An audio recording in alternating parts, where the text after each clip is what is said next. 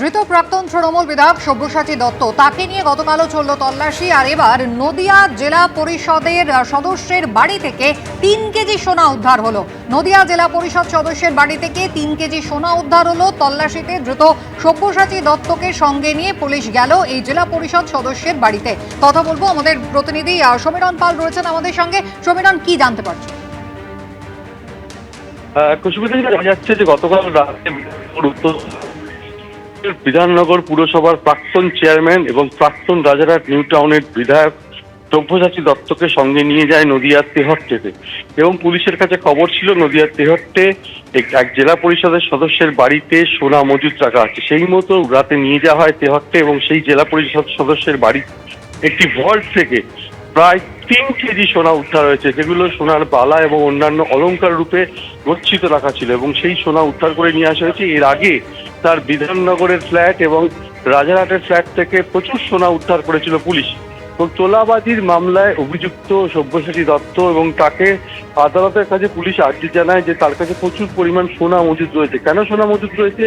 যে তোলাবাজির বিভিন্ন টাকা বিভিন্ন সময় তিনি সোনা কিনে রাখতেন, এমনটাই তদন্তকারীরা জানতে পারে। এবং সেই মতো কোটি কোটি টাকা তিনি তুলেছিলেন বিভিন্ন সময় ব্যবসায়ীদেরকে হুমকি দিয়ে। যোগাযোগ বিচ্ছিন্ন হয়ে গিয়েছে আমাদের প্রতিনিধি সমীরণ পালের সঙ্গে। সোনার পরিমাণ আপনারা দেখতে পাচ্ছেন, 3 কেজি সোনা উদ্ধার হয়েছে। তবে সব্যসাচী দত্তকে নিয়ে তল্লাশি কিন্তু এই প্রথম নয়। 8 তারিখে তিনি গ্রেফতার হয়েছিলেন এবং তারপরে 17 তারিখেও কিন্তু সব্যসাচী দত্তকে নিয়ে পুলিশ তল্লাশি চালিয়েছিল, যেখানে সব্যসাচী দত্তের নিজের ফ্ল্যাট রাজারহাট এবং তার ব্যাংকের লকার থেকে 3.5 কেজি সোনা উদ্ধার হয়েছিল। এবং সরকারি আইনজীবী তিনি কিন্তু আদালতে দাঁড়িয়ে দাবি করেছিলেন এই সব্যসাচী দত্ত তিনি অত্যন্ত প্রভাবশালী, রীতিমতো ভয় দেখিয়ে হুমকি দিয়ে তিনি তোলা তোলেন এবং সেই তোলার টাকা থেকে তিনি সোনা কেনেন, তার বিরুদ্ধে এমনটাই অভিযোগ ছিল। আর এরপর কিন্তু তল্লাশি চালায় পুলিশ বিভিন্ন জায়গায়। এর আগে তার নিজের ফ্ল্যাট থেকে, তার ব্যাংকের লকার থেকে 3.5 কেজি সোনার গয়না উদ্ধার হচ্ছিল। আর গতকাল নদিয়া জেলা পরিষদের সদস্যের বাড়ি থেকে এই 3 কেজি পরিমাণ সোনার গয়না উদ্ধার করলো পুলিশ।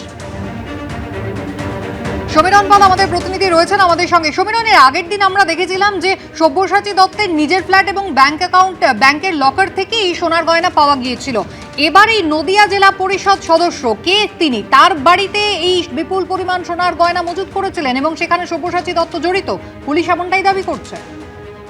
দেখো, সব্যসাচী দত্তকে জেরা করে পুলিশ এই জেলা পরিষদ সদস্যের নাম জানতে পারে এবং তার বাড়ি নদিয়ার তেহট্টে এলাকায়। সেই মতো গতকাল রাতে বিধাননগর উত্তর থানা পুলিশ তাকে সঙ্গে নিয়ে গিয়ে নদিয়ার তেহট্টে জেলা পরিষদ সদস্যের বাড়িতে তল্লাশি চালায় এবং সেখানে ভল্টে গচ্ছিত রাখা 3 কেজি সোনা, যেগুলো সোনার অলংকার রূপে এবং বালা সোনার অলংকার রূপে গচ্ছিত রাখা ছিল, সেগুলো উদ্ধার করা যায়। এর আগে ফ্ল্যাট এবং ব্যাংকের লকার থেকে সোনা উদ্ধার হয়েছিল এবং যেটা তদন্তকারীরা জানতে পারছিলেন যে কোটি কোটি টাকা তোলাবাজি করে তিনি তুলেছিলেন, সেই টাকায় তিনি সোনা কিনতেন। এবং সেই কারণে আদালতের কাছে পুলিশের পক্ষ থেকে আবেদন জানানো হয়, সরকারি আইনজীবী আবেদন জানান যে সব্যসাচী দত্তর কাছে প্রচুর পরিমাণ সোনা মজুদ রয়েছে, সেই সোনা উদ্ধারের প্রয়োজন রয়েছে এবং তাকে নিয়ে আরও তল্লাশির প্রয়োজন রয়েছে। এবং বিভিন্ন জায়গায় তাকে নিয়ে তল্লাশি চালানো, এমনকি উত্তর 24 পরগনার গাইঘাটাতে তার শ্বশুর বাড়িতে নিয়ে গিয়েও তাকে তল্লাশি চালানো হয়। এবং সেই সব্যসাচী দত্ত তিনি যখন বিধাননগরের মেয়র ছিলেন, তিনি ছিলেন বিধাননগর পুরসভার চেয়ারম্যান এবং প্রাক্তন বিধায়ক রাজারহাট নিউ টাউনের। এবং বিভিন্ন সময় তুমি জানো যে রাজারহাট নিউ টাউন এটা একটা উপনগরী হিসাবে গড়ে উঠছে এবং সেই সময় বিভিন্ন জায়গায় বিভিন্ন ব্যবসায়ী এবং প্রভাবশালী ব্যক্তির কাছ থেকে জোর করে তিনি টাকা আদায় করতেন, টাকা না দিলে হুমকি পর্যন্ত দিতেন। তার যে সহযোগী দুষ্কৃতীরা ছিল তারা তাদেরকে হুমকি দিত এবং সেই কারণে কোটি কোটি টাকা তার কাছে তোলাবাজি ছিল। আর সেই কোটি কোটি টাকায় তিনি সোনা কিনতেন, এমনটাই তদন্তে উঠে আসে। আর সেই তদন্তের সূত্র ধরে পুলিশ জানতে পারে তেহট্টে জেলা পরিষদ সদস্যের বাড়িতে সোনা গচ্ছিত রয়েছে। সেই মতো গতকাল রাতে বিধাননগর উত্তর থানার পুলিশ তাকে সঙ্গে নিয়ে গিয়ে তার বাড়িতে তল্লাশি চালায় এবং সেখান থেকেই এই 3 কেজি অর্থাৎ বিপুল পরিমাণ সোনা উদ্ধার করেছে পুলিশ। কুসুমিতা। সমীরণ, ধন্যবাদ।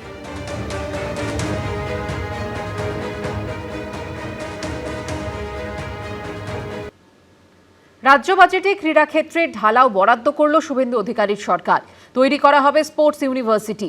জাতীয় স্তরে মেডেল প্রাপ্তদেরকে পুলিশে চাকরি দেওয়ার ব্যবস্থা করা হবে। বিধানসভা ভিত্তিক ক্রীড়ার উন্নয়নে নজর দেওয়ার জন্য বাজেটে হলো বিশেষ বরাদ্দ। স্পোর্টস ইউনিভার্সিটি থেকে শুরু করে স্টেডিয়ামের মানোন্নয়ন, নতুন ইনডোর স্টেডিয়াম থেকে শুরু করে মেডেল বিজয়ীদের জন্য পুলিশে চাকরি, ভারসাম্যের বাজেটে এবার ক্রীড়ার ওপরেও দেওয়া হয়েছে বিশেষ গুরুত্ব। যে সকল স্পোর্টস ক্লাব জাতীয় স্তরে ক্রীড়া প্রতিযোগিতায় অংশগ্রহণ করবে তাদের 1 কোটি টাকা আর্থিক সহায়তা দেওয়া হবে। যুবদের আন্তর্জাতিক ক্রীড়া প্রতিযোগিতায় অংশগ্রহণ উৎসাহিত করার জন্য আমাদের সরকার মেডেল বিজয়ীদের পুরস্কৃত করতে প্রতিযোগিতার প্রকৃত অনুযায়ী তাদের ইন্সপেক্টর পদমর্যাদা দিয়ে থেকে শুরু করে ডেপুটি সুপারিনটেন্ডেন্ট অফ পুলিশ পোস্টে গ্রহণের জন্য প্রস্তাব দেবে। এই বিষয়ে একটি পলিসি তৈরি করা হচ্ছে। রাজ্যে প্রথমবার তৈরি হতে চলেছে ক্রীড়া বিশ্ববিদ্যালয়। এর জন্য রাজ্য বাজেটে বরাদ্দ করা হয়েছে 150 কোটি টাকা। যুবদের মধ্যে অ্যাথলেটিক্স, পেশাদার স্পোর্টস ট্রেনিং ও কোচিং এবং স্পোর্টস সায়েন্স কোর্স ইত্যাদি প্রসারের জন্য রাজ্য একটি নতুন স্পোর্টস ইউনিভার্সিটি স্থাপন করবে। এবার বিধানসভা ভিত্তিক ক্রীড়ার উন্নয়নে জোর দেওয়া হয়েছে রাজ্য বাজেটে। খেলো ইন্ডিয়ায় ক্রীড়া সম্প্রসারণের জন্য নেওয়া হবে একগুচ্ছ পদক্ষেপ। উত্তরবঙ্গে আন্তর্জাতিক মানের একটি স্টেডিয়াম এবং একটি ইনডোর স্টেডিয়াম তৈরির কাজ নেওয়া হবে। এর জন্য 20 কোটি টাকা বরাদ্দ করা হচ্ছে। ক্রীড়া সংস্কৃতিকে পুনর্জীবিত করতে যুবদের ব্যাপক অংশগ্রহণের মাধ্যমে রাজ্যে খেলো ইন্ডিয়া কার্যক্রম শুরু করা হবে। এই কার্যক্রমে সমস্ত বিধানসভা এলাকায় 5 কোটি টাকা ব্যয় করে মিনি ইনডোর স্টেডিয়াম স্থাপন করা হবে। এই আর্থিক বছরে 100টি বিধানসভায় শুরু হবে মিনি ইনডোর স্টেডিয়াম তৈরির কাজ। উজ্জ্বল মুখোপাধ্যায়, আশাবুল হোসেন, কৃষ্ণেন্দু অধিকারী, এবিপি আনন্দ। উত্তরবঙ্গের জন্য কল্পতরু বাজেট তৈরি হবে এইমস, ক্যান্সার হাসপাতাল, আইআইটি, আইআইএম। প্রথম বিজেপি সরকারের বাজেটে এরকম একাধিক প্রস্তাব রাখলেন অর্থমন্ত্রী স্বপন দাশগুপ্ত। খুশি উত্তরবঙ্গবাসী।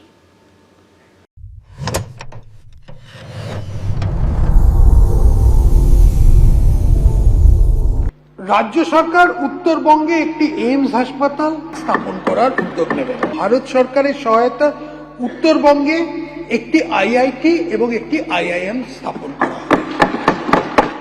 দীর্ঘদিনের প্রত্যাশিত এইমস থেকে ক্যান্সার হাসপাতাল, নতুন মেডিকেল কলেজ, চা শ্রমিক উন্নয়ন বোর্ড তৈরি থেকে শুরু করে আইআইটি, আইআইএম, শিলিগুড়ি, জলপাইগুড়ির মেট্রো এবং আন্তর্জাতিক মানের স্টেডিয়ামের প্রস্তাব দেওয়া হলো বাজেটে।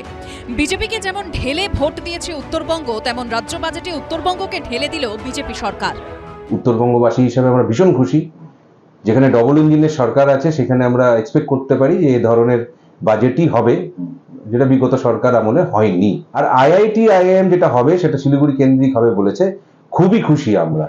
উত্তরবঙ্গের দীর্ঘদিনের প্রত্যাশা ছিল একটা এইমস। নতুন বিজেপি সরকারের বাজেটে সেই প্রস্তাব তো রাখা হলোই, সঙ্গে উত্তরবঙ্গ পেতে চলেছে একটি ক্যান্সার হাসপাতাল, দার্জিলিংয়ে হবে সুপার স্পেশালিটি হাসপাতাল, নতুন মেডিকেল কলেজ হবে আলিপুরদুয়ার, কালিম্পং, দক্ষিণ দিনাজপুরে। দার্জিলিংয়ে সুপার স্পেশালিটি হসপিটাল এবং উত্তরবঙ্গে একটি বিশিষ্ট ক্যান্সার হাসপাতাল স্থাপন করার উদ্যোগ নেবে। আলিপুরদুয়ার, কালিম্পং, দক্ষিণ দিনাজপুর ও পশ্চিম বর্ধমান জেলাতে নতুন মেডিকেল কলেজ স্থাপন করা হবে। উত্তরবঙ্গের বঞ্চনা কেটে যাওয়া শুরু হলো।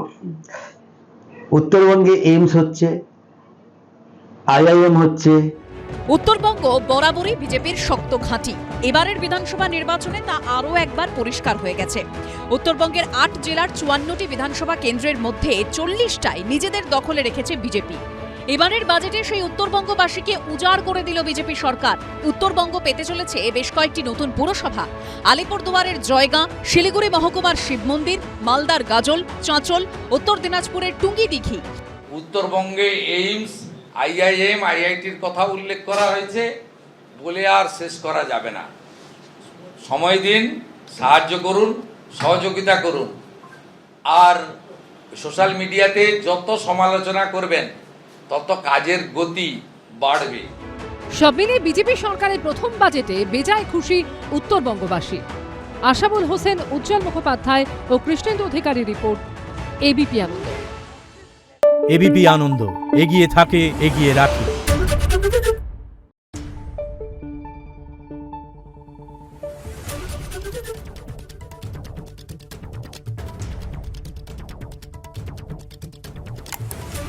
Thank you.